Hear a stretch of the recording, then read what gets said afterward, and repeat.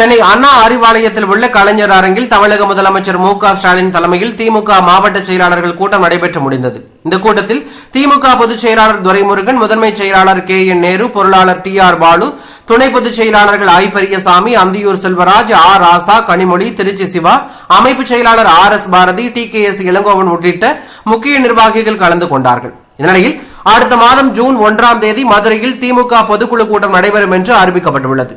சட்டமன்ற தேர்தலுக்கு முன்னதாக நடைபெறும் இந்த பொதுக்கூட்டத்தை பிரம்மாண்டமாக நடத்த முதலமைச்சர் மு.க.ஸ்டாலின் திட்டமிட்டுள்ளதாக தகவல் வெளியாகியுள்ளது. இந்நிலையில் மாவட்ட செயலாளர்கள் 76 பேரும் இந்த கூட்டத்திற்கு வந்திருந்ததாக தகவல் வெளியாகி பரபரப்பை ஏற்படுத்தியுள்ளது.